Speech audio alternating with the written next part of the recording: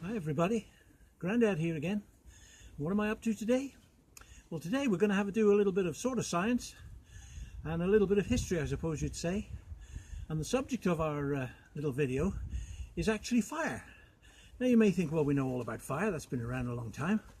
And indeed it has. And in my belief, the first thing that early man, when he came out of the trees and became what we call a Stone Age person, probably had to develop and use fire. Now fire wasn't readily available to him when it first came out. He must have used fire that he found naturally, that had occurred naturally by thunder and lightning, or perhaps in a volcano. So the idea of making fire and using fire would have been sort of alien to him.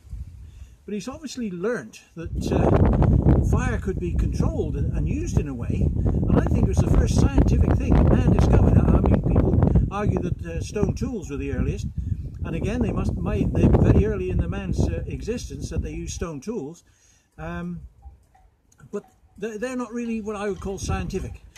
Science came when they started to invent fire and discovered that fire could do all sorts of things other than just heat their food up and keep them warm. Obviously it protected them from wild animals. Now as man went on, he was a curious creature, as we know, and he would have gone underground. Now as soon as you go underground, the biggest problem you've got is lighting. So this video really is following through where they used lighting, fire for lighting, and how it may have been used to develop the science of many things that man used to become more sophisticated and more learned. Now back in the day he may have used animal fats. You might have noticed that fat came out of his animals and it burnt. Now he may have used a thing like this. This is a bulrush, and I've got no animal fat on this, but it's a bulrush, and he may have used something like this dipped into animal fat to use as a torch. Now it does burn, I think. I'll just try this little fluffy bit just to see how well it burns. And as you see, it does burn, but it doesn't burn very well. It needs something with it, like animal fat, to keep the flame alight. Now I haven't actually got that set up, so I won't be able to do that, but I just thought I'd mention it, that those sort of things may have been used by early man to make fire. Now undoubtedly another thing that he discovered was this thing, and this was a fungus which they call, I can't remember the exact name of it, but it's known as artist fungus, and it grows on trees and it's got a white underbelly. So people used to paint on that, and that's why they call it artist fungus. But it's also very useful in fire lighting as a tinder. Now it's very windy today. I didn't want the wind, but it is a bit windy. Now if I set fire to this fungus, I'm hoping I'm going to be able to set fire to it and get it burning.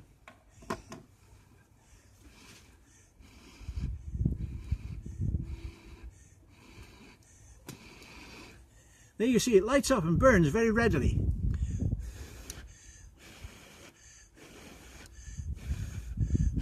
Now that'll stay burning for ages, just smouldering away. So I'll leave it there and leave it smouldering and see how long it goes on for. Now another thing they may have found, which is a fungus, is this one. Now this is what they call a cramp ball, or a King Edward's pie or bun. And it grows on, I don't know, sycamore trees or something like that, dead trees. When the trees fall down, these funguses grow, and they're called cramp balls. I don't know the exact name of them, but they're very good for tinder and lighting. Now early man may have found these funguses and used them for cooking and for lighting and for carrying flames along, because once you've got your flame going, you need to be able to perhaps carry it along to your next camp without having to relight, because they wouldn't have known about anything that could relight the fire once it had gone out. They perhaps didn't know about flint and steels, and I mean they didn't have steel, but they knew that banging rocks together made sparks, and they may have discovered that it would light a tinder. Now this one lights quite readily. Now I'll do it with a blowtorch, but you can do it with a flint and steel, and I'll just try and light up this little bit of fungus in the same way as I lit the other one. I'm cheating a bit because it would take too long to do it using sparks probably.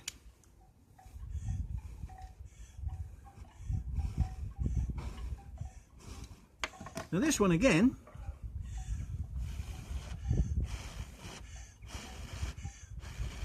hope you can see that.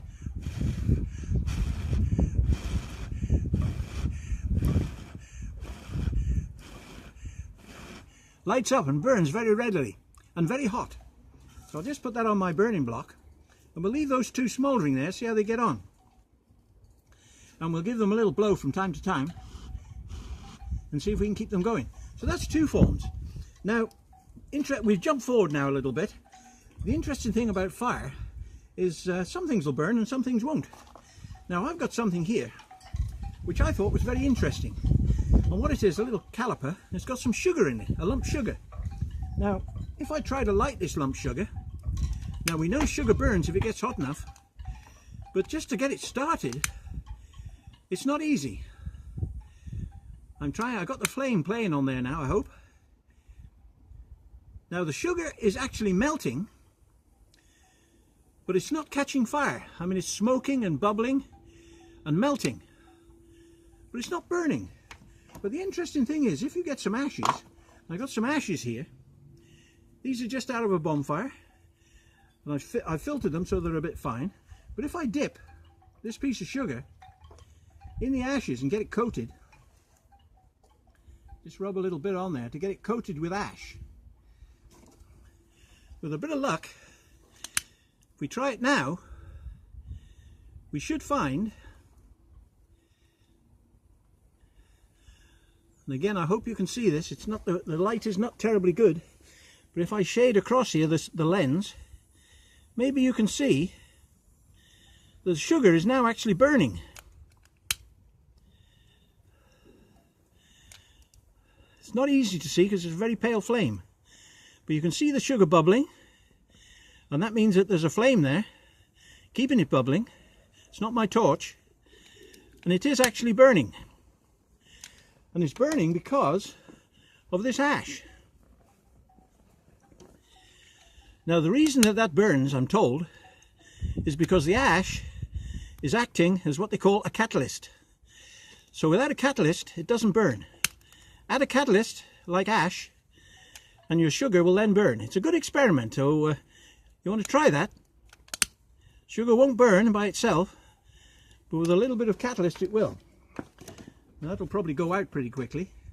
So ash is a good catalyst and is used for fire lighting, and you can use it in a roll. Now my buns are really burning now. In fact, this one's so much burning,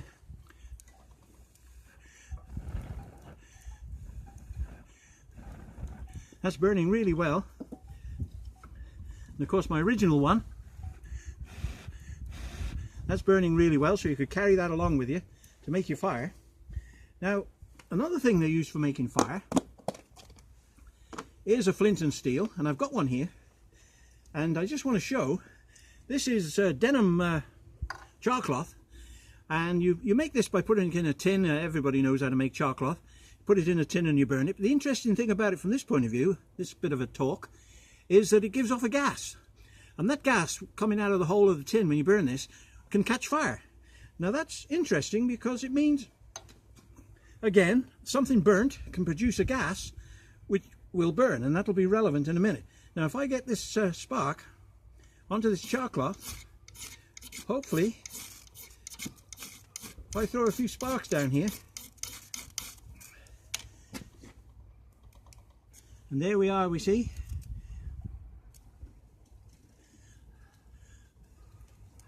Oh, I've dropped it. Never mind, I think I can pick it up without burning myself. That little bit of char cloth is burning away there, and it's getting quite hot, burning my fingers. And you can also get what they call punk wood, and this similarly burns really well. If I put some on top of there, you may see how easy the punk wood will catch a spark. Same way with this.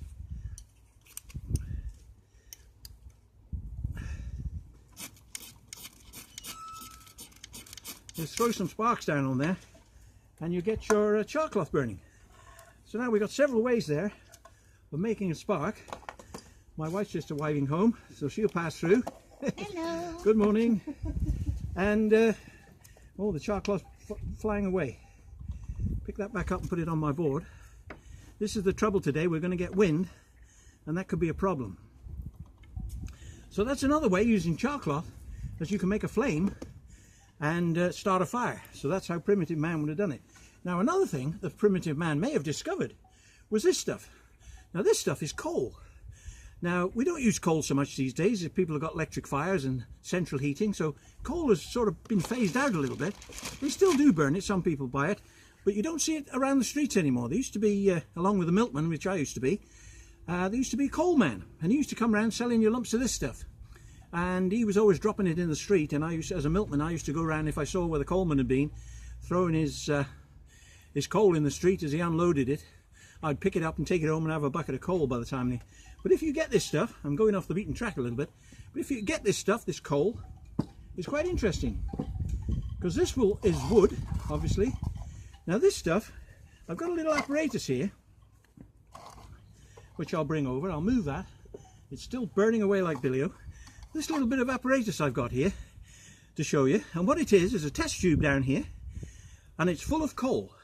Little tiny bits of coal all inside there. And I've got a rubber tube coming up to another test tube, and this test tube's got a hole in it. Now, I've got a burner down here. Now, this worked, so I'm hoping it's going to work today.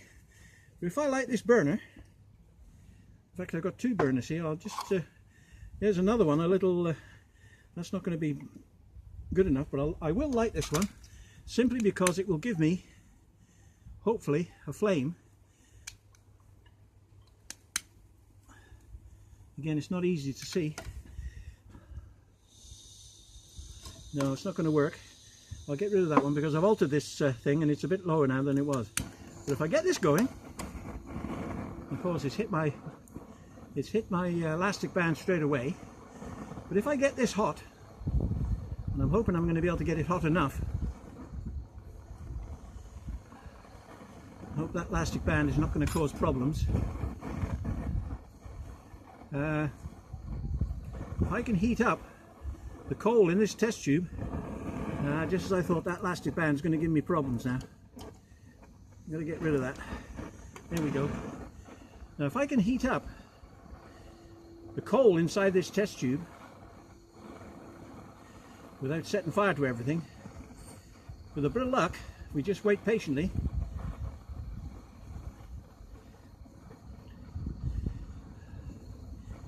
We should be able to see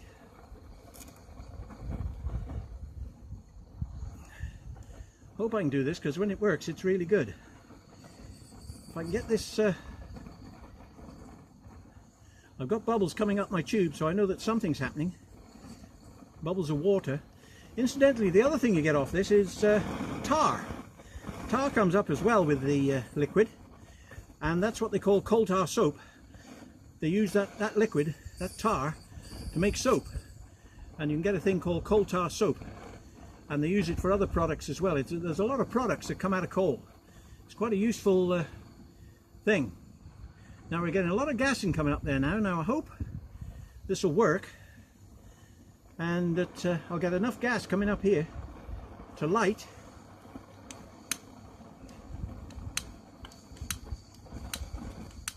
It's not working just at the moment. We'll get it a little bit hotter, in the hope there's definitely gas coming up that pipe. But whether I'm going to be able to get it hot enough, quick enough, that's the trouble when you're doing experiments. They take a long time, and it means the video goes on far too long. Now it worked yesterday when I tried it, and today I've got the wind, which is not helping me. In fact, it's blown out my candle already.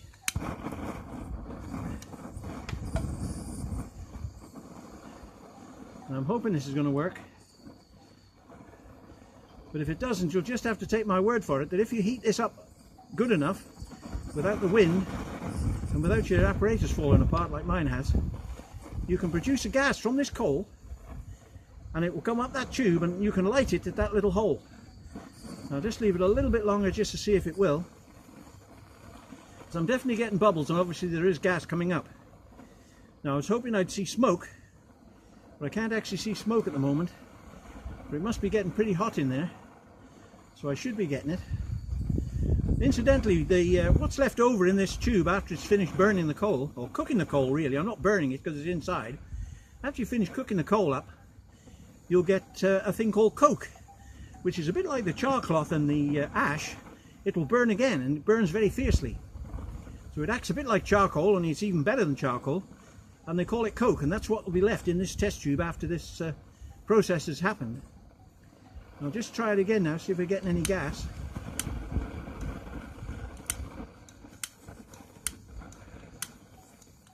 No, I'm not getting it. The wind's blowing very fiercely, and it's upsetting my experiment here.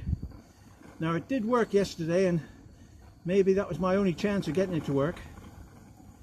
But it did work, and this is the trouble when you're doing scientific experiments. Sometimes they don't work. So you have to bear with me on that and take my word for it, that if you can heat up this coal enough, it'll produce gas which you can carry off.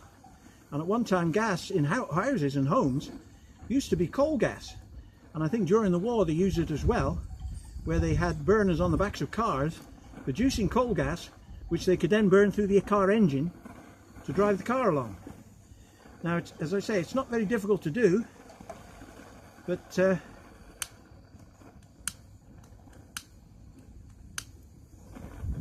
unfortunately today I don't think we're going to get it going, and I don't want to waste too much time on this particular experiment because I've got other things to show you. But yesterday it worked, but today, for whatever reason, there's definitely bubbles going on. I can see bubbles coming up my tube, so gas is definitely coming through.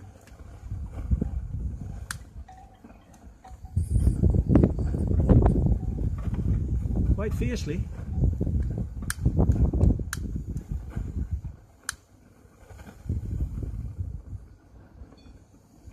It's trying to light. There we go, it's just about lighting now. Oh, and there's my apparatus falling apart. Well, there you go. There is gas coming out of there, and it does burn. If I hold the flame against it, I'm burning my table, but if you look, there is a tiny wee flame there. So it is working. Although I've set fire to my bench and my table.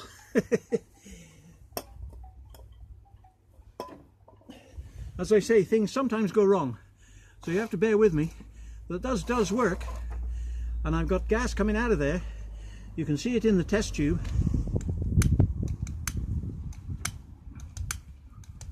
And I did manage to get it to light a little bit, but everything else is still smouldering away like mad. My clamp balls are just about burnt through, and my carrying fungus is still burning really well.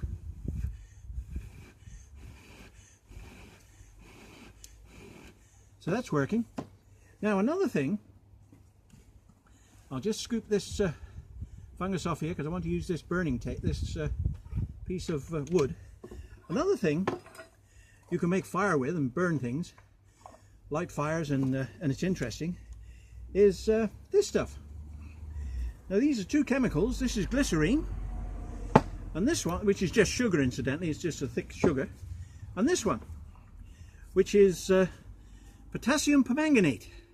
Now potassium permanganate is quite an interesting chemical, and I wanted to show this because I know we've jumped on ahead from our primitive days. Primitive man wouldn't have had anything as interesting as this. This is a man-made thing, but it's interesting in the fact that if you get some of this potassium permanganate and put it on my little burning board there, everything's burning away here, and before I actually put the glycerine with it, I just want to show you another interesting fact about this stuff. If you get water and it's dirty and you want to purify it, a small quantity, a little tiny bit, the tiniest bit of potassium permanganate in produces, hope you can see that, but it produces a beautiful purple liquid. I hope you can see that because it's very pretty. Now that, I actually put probably more in there than I should have done. That will purify water, and there's probably enough in there to purify a gallon of water. And I did it a little bit more than I should have done so that you could see the colour. Now this is interesting because back in the day when you went to the dentist, he would give you a mouthwash to swill your mouth out after you'd had your teeth pulled out, and it was this purple liquid. So it was potassium permanganate that he was using, and it's safe enough to drink. I wouldn't want to drink all this because it's a bit too concentrated, but that's an interesting use for potassium permanganate. If you're going camping and you want to purify water and sterilize wounds, you couldn't do better than carrying a little bit of potassium permanganate. Now if I put the glycerine on here now, I'll just pour it on top. Now there's no flames here, perhaps a little bit more. Now things don't happen straight away with this, which is a good thing, but if I just scoop that potassium permanganate over there, leave it for a few seconds. There we go, it's starting to smoke now, so I won't get by it. Something interesting happens. And there you go. That's the reaction of potassium permanganate with glycerine. Now that brings on an interesting situation where fire can spontaneously combust and burn. And you could light a fire with that. I'll put my other little bits of this bun here, which are now very red hot because they're still burning, onto that in the hope of getting rid of it. So that's that one. Now another thing I've got here, man would gone underground to get copper and other minerals, and he would have had to use various lamps and lights, and man has been doing that ever since. Now I've got some interesting lamps here. Now this one is worked on paraffin, and it's interesting, and I just hope it doesn't blow out too quick. Produces a little light burning on paraffin, and this one's called a pigeon lamp. Now I bought this little lamp, I thought it was rather dinky, and I bought this little lamp because I was interested in it to find out about it. Now it's actually a French made lamp, and it was made by a name of Monsieur Pigeon, so it's got nothing to do with the bird pigeon other than the name, because his name was Pigeon, so he called his lamp a pigeon lamp. So that's interesting, and they burn quite well. I'm not exactly sure what they were used for, but they were better than a candle and would last longer, and that works on paraffin. Now I've got another light here which would have been used, and I've showed this once before. This lamp would have been used in caves and mining. And I'll just pull out my little pricker because the hole gets blocked up in these sometimes, so you have to be careful. Now this little thing is worked by this stuff, which is calcium carbide. You put calcium carbide in the bottom chamber and you screw on the top and tighten it up, and then the back here, the top, opens and you fill it up with water. So it's a bit like that experiment I just did with the potassium. You've got a chemical, which is a carbide, but this time rather than using sugar, we're just using ordinary common garden water. Now when I let the water through by this lever, let the water through onto that carbide, obviously things explode a little bit and hopefully that will produce a gas called acetylene.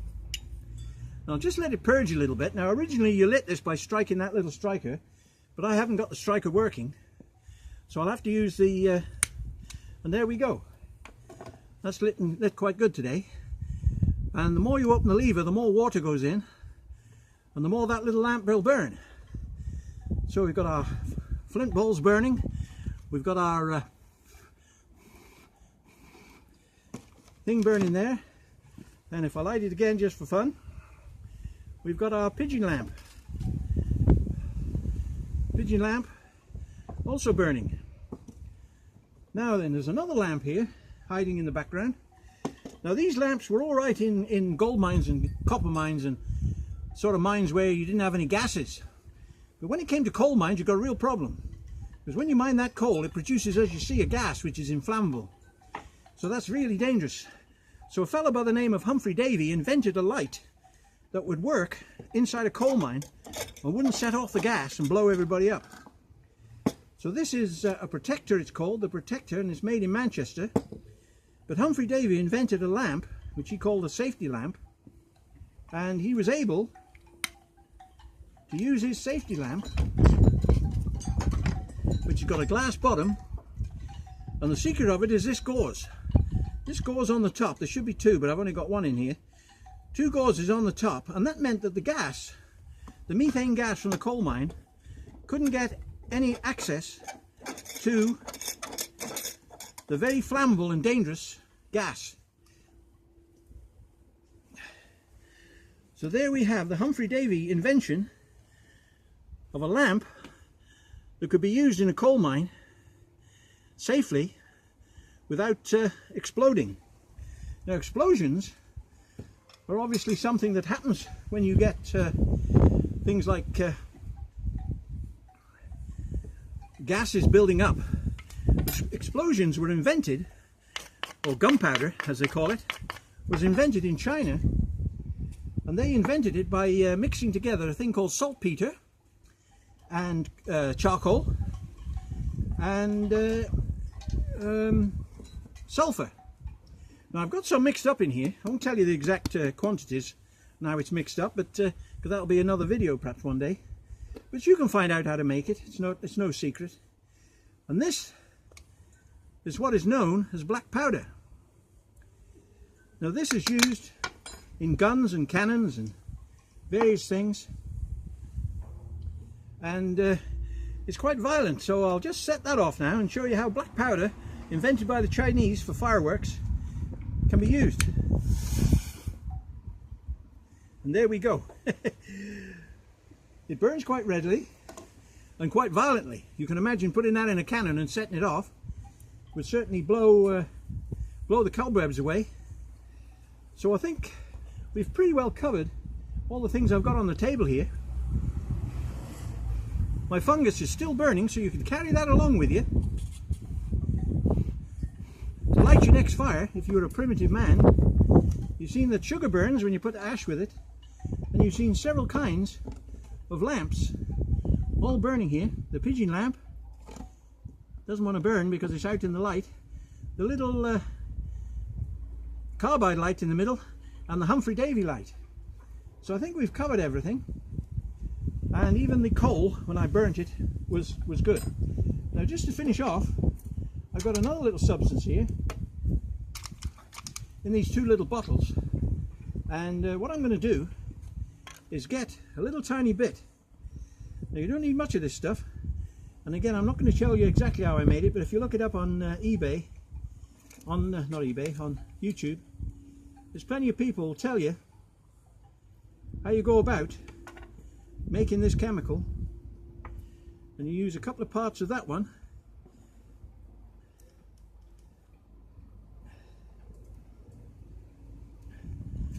oh, don't blow away. I'm trying to blow away.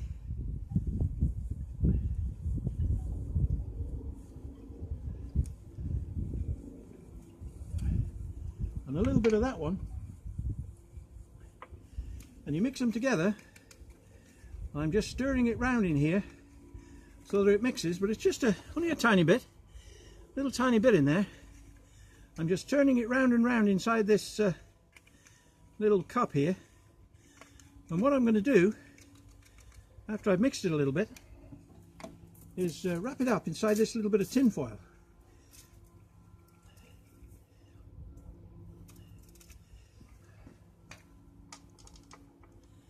So I've got that hopefully contained in there as tight as I can.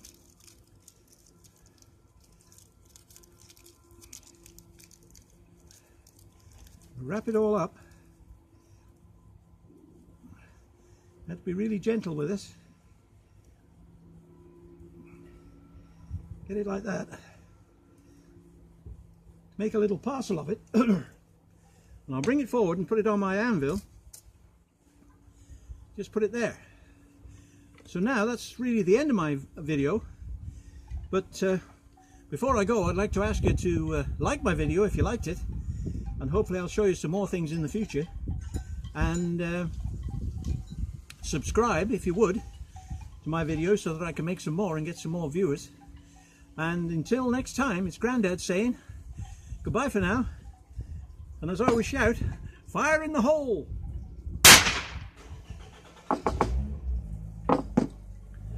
How'd you like that one? Bye bye now.